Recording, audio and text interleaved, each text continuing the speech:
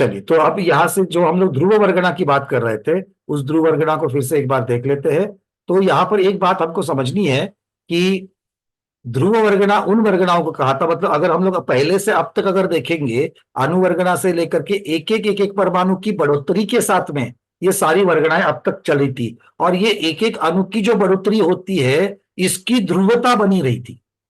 तो ध्रुव शब्द क्यों लगाया है? एक एक अणु की जो बढ़ोतरी होती गई, वो बढ़ोतरी की ध्रुवता कहां तक बनी रही?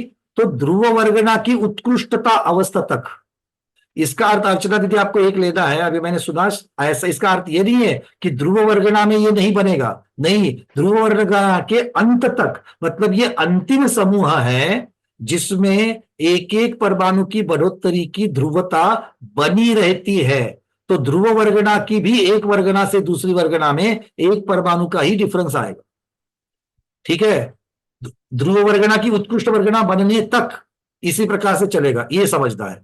चूंकि ये अंतिम समूह है, ये अंतिम वर्गणा कैटेगरी है, इसलिए इसको ध्रुव वर्गणा कहा कि यहां तक ये ध्रुव वर्गणा आ जाएगी, ठीक है। चलिए, अब इसके ऊपर ध्रुवता के साथ में अब जहां कर की ध्रुवता नहीं है, तो इसके आगे अध्रुवता बनती है, जिसी को आचार्य भगवान ने सांतर निरंतर कहा है, जिसी को सांतर निरंतर कहा है। इसका अर्थ दो जगह से ले लेना, मतलब क्या है? एक समय की अपेक्षा से भी और एक संख्या की अपेक्षा, मुख्यतः संख्या की अपेक्षा से हमको देखना है। सांतर और निरंतर हम लोग किस तरीके से समझते थे? समय की अपेक्षा से समझते थे, किंतु यहां पर संख्या की अपेक्षा से बन रहे हैं। बढ़ोतरी कितनी होगी? क्या समान अंतर के साथ में होगी या कम ज्यादा अंतर के साथ होगी?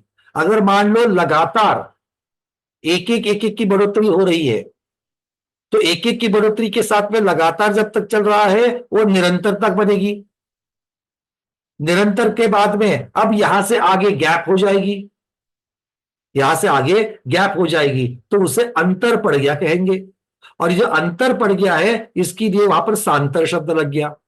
और सांतर के बाद में फिर से मान लो संख्यात अणु वाला चेंज शुरू हो जाएगा कि एक वर्गणा से दूसरी वर्गणा संख्यात अणु संख्यात अणु संख्यात अणु की बन रही है, तो उसकी निरंतरता बनेगी।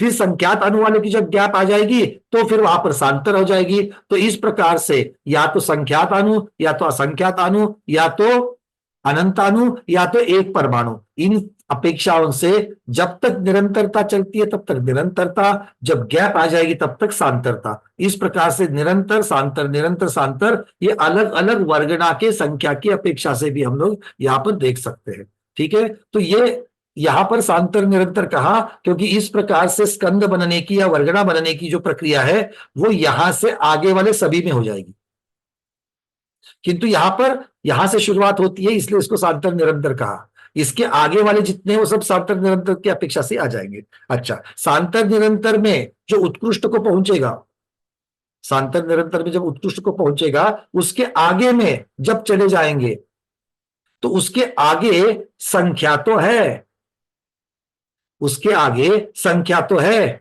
किंतु उतनी संख्या का स्कंद या वर्गना तीनों कालों में नहीं बनता।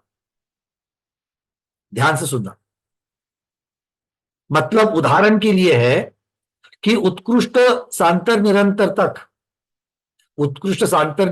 तक ऐसा कितना तक पहुंच गए थे? मान लो 1 लाख परमाणु की वर्गणा तक पहुंच गए थे, समझने के लिए उदाहरण के लिए 1 लाख परमाणु तक पहुंच गए थे। अब इसमें अगर मैं एक परमाणु डाल दूं तो कितना हो जाएगा? 1 लाख 1 का गुच्छा हो जाएगा, पर 1 लाख 1 का गुच्छा बनता ही नहीं है।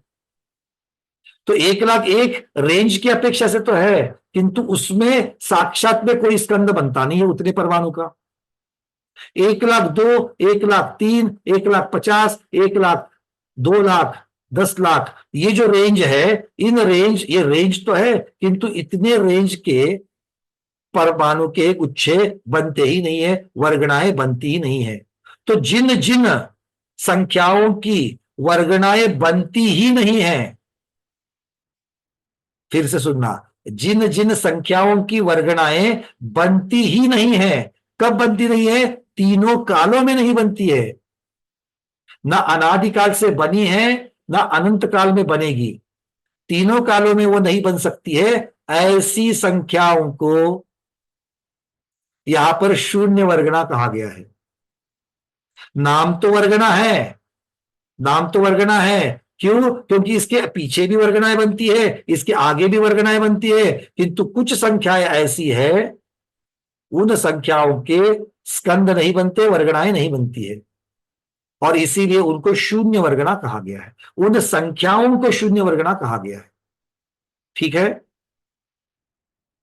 कंसेप्ट समझ में आ रहा है? चलिए आगे बढ़ते हैं। अब जब ये रेंज खत्म हो जाएगी और इसके ऊपर वाली संख्या के वर्गणा बनना शुरू हो जाएगा, तो उसकी जो पहली वर्गणा बनेगी वो जघन्य प्रत्येक शरीर की वर्गणा बनेगी। तो वो जघन्य प्रत्येक शरीर की वर्गणा बनेगी। अभी मैं आपको प्रत्येक शरीर के बारे में इतना ही कह रहा हूं, आप बोलेंगे प्रत्येक शरीर, ये कौन से प्रत्येक शरीर है? तो ये वो प्रत्येक शरीर जो है वो जो नियम से अप्रतिष्ठित होते हैं। नियम से अप्रतिष्ठित कौन से? 8 जीवों के शरीर नियम से अप्रतिष्ठित बताए हैं, है कि नहीं है? पहले 4 स्थावर, आहारक, निकालो पहले सब, वो जो गाथा आई थी कायमार्गणा में, उस गाथा की केवली भगवान का शरीर, ये जो है उन शरीरों की बात यहां पर चल रही है, क्योंकि आपका और हमारा भी प्रत्येक शरीर है, किंतु ये शरीर प्रत्येक शरीर है। कौन सा? जो नियम से अप्रतिष्ठित है, जिसके आश्रय से कभी निगोदिया नहीं रहते, ये वो वाला शरीर है। अब आप बोलोगे ये वो शरीर है, तो पृथ्वी का ही कभी आ गया उसमें शरीर, आहारक मुनिराज का भी आहारक शरीर आ गया, वो तो आहार वर्गना से बन रहा है, यहां पर प्रत्येक शरीर को क्यों दिया? फिर मन में प्रश्न उठता है कि नहीं उठता है? आहारक मुनिराज तो अप्रतिष्ठित होते हैं, तो उनका तो शरीर आहारक वर्गना से बन रहा है, फिर यहां पर प्रत्येक शरीर में क्या करेंगे? क्यों, किसको लेंगे? या फिर पृथ्वी का एक जीव है, तिर्यंश है, औदारिक से शरीर बनने वाला है, तो वो औदारिक वर्गना को ग्रहण करेगा आहार वर्गना में से। ये प्रत्येक शरीर क्या है? तो आचार्य भगवान कहते हैं प्रत्येक शरीर में बहुत सारी चीजें हैं। क्या क्या है? तो औदारिक शरीर, और औदारिक शरीर का विसृसोपचय, उसका कार्बन शरीर, कार्बन शरीर का विसृसोपचय, उसी जीव का तेजस शरीर, और तेजस शरीर का विसृसोपचय। ऐसे बहुत सारी चीजों का इसका वर्णन हम आगे सम्यक्त मार्गणा में देखने वाले हैं, अभी मैं उसको ज्यादा डिटेल्स में नहीं जा रहा हूं। तो ये बहुत सारी, अगर या फिर आपको देखना ही है तो मैं यहां पर अभी आपको दिखा भी सकता हूं, 1 मिनट रुकिए, क्योंकि क्या है कि आकुलता बढ़ जाएगी नहीं तो, अगर हम इसको नहीं देखेंगे तो। इसके लिए भी अच्छा एक बढ़िया, आपको पहले पहले वाला मुझे स्टॉप करना पड़ेगा, और अगली जो चार्ट है उसको मैं दिखा रहा हूं। प्रत्येक शरीर वर्गना में क्या आता है, ये आ रहा आपके सामने चार्ट प्रत्येक शरीर वर्गना का। देखो, एक प्रत्येक शरीर में, एक प्रत्येक शरीर मतलब उस जीव का शरीर, फिर उस शरीर का विसृसोपचय, फिर उसी का कार्बन शरीर, उसी जीव का कार्बन शरीर का विसृसोपचय, उसी का तेजस शरीर, तेजस शरीर का विसृसोपचय। इतनी सारी वर्गनाओं को जब आप इकट्ठा करोगे, तो उन वर्गनाओं के इकट्ठा जो वर्गना बनती है उसको प्रत्येक शरीर वर्गना की संख्या की अपेक्षा उसको नाम दिया गया है प्रत्येक शरीर वर्गना। कुछ पता चला? इतनी सारी जो स्क्रीन के ऊपर आपको दिख रही है, स्क्रीन के ऊपर जो आपको दिख रही है उतनी वर्गना, मतलब मान लो यहां पर पृथ्वी का एक जीव की अपेक्षा से वर्णन चल रहा है, तो पृथ्वी का एक जीव को औदारिक वर्गना होगी कि नहीं होगी? होगी। तो क्या वो उस जीव की औदारिक वर्गना भी है, उसका विसर्जोपचय वाली वर्गना भी है। विसर्जोपचय मतलब जो उसकी नियम से औदारिक वर्गना बनेगी, किंतु अभी तक औदारिक वर्गना नहीं बनी हुई है, पुद्गल की अपेक्षा से पड़ी हुई है, तो वो भी, उसको भी मिला लो उसमें। उसके साथ में उसका अभी से बंधे हुए कर्म, वो कार्बन शरीर हो गया, और जो नए कर्म परमाणु बंधने के लिए योग्य है वो कार्बन का विसर्जोपचय, उनको भी, उस वर्गना को भी मिला लो। उसके साथ में तेजस शरीर के साथ में जो अभी बंधी हुई वर्गना है उनको भी ले लो, उसके साथ में तेजस शरीर को बनने के योग्य जो विसर्जोपचय की वर्गना है उनको भी उसके साथ मिला लो। इस प्रकार से मिलकर के जितना वर्गना का जो बड़ा स्कंद होगा वो स्कंद प्रत्येक शरीर स्कंद कहलाता है। ठीक है, इतना ही रखो। ये कितना होता है, ये वो जो शून्य वर्गना थी उस शून्य वर्गना के ऊपर एक परमाणु डालने से वो वर्गना, कौन सी वर्गना, प्रत्येक शरीर वर्गना बन जाती है।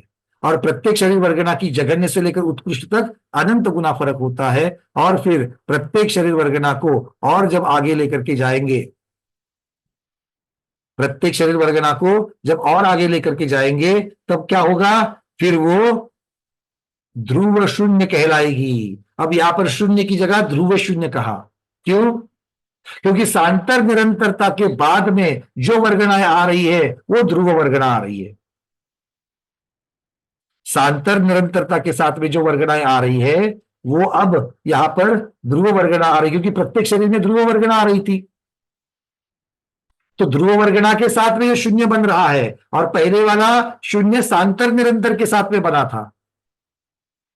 पहला शून्य वर्गना जो आपका अगर आपको स्क्रीन में दिख रहा है तो पहली शून्य वर्गना किसके साथ बनी थी, सांतर निरंतरता के साथ में बनी थी। और ये बनी है प्रत्येक शरीर के बाद में, मतलब प्रत्येक शरीर में क्या हुआ था, एक एक वर्गना की अपेक्षा से, एक एक परमाणु की अपेक्षा से आया था, तो ध्रुवता की अपेक्षा से आया था, तो वो ध्रुवता के साथ में अब शून्य बन रहा है, इसलिए यहां पर उसको ध्रुव शून्य कह रहे हैं। इसी के ऊपर फिर इसी प्रकार से चल करके बादल निगोद वर्गना बनती है।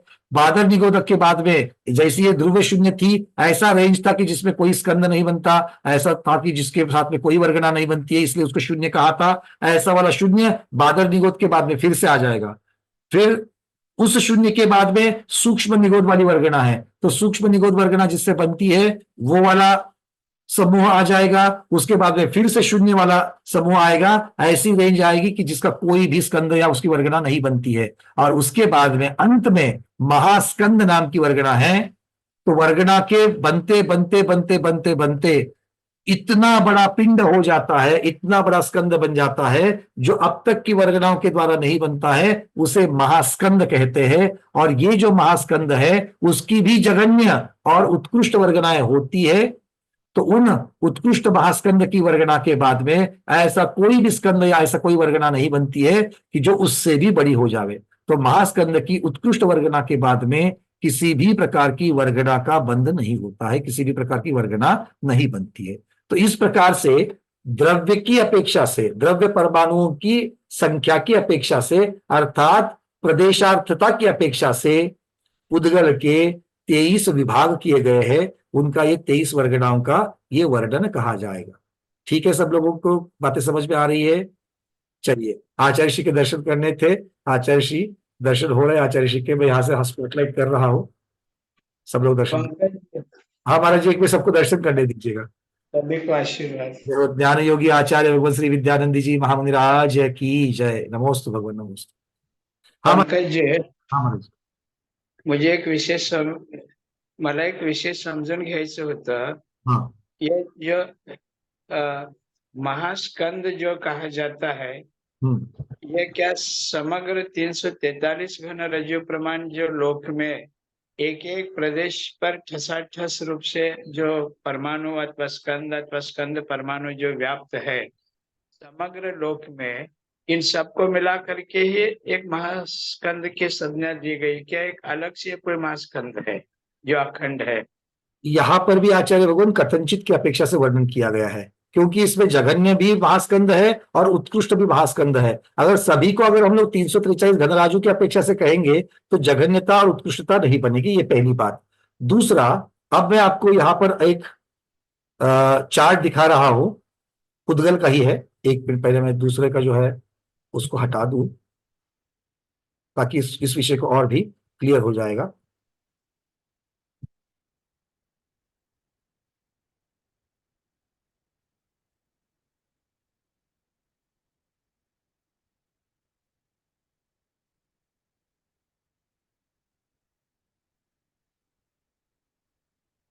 देखिए, अब यहां पर हम लोग पुद्गल द्रव्य की 23 वर्गना, जो अब तक हम बात कर रहे थे ना कि ये जघन्य उत्कृष्ट ये ड्राइंग के द्वारा दिखाया गया है यहाँ पर।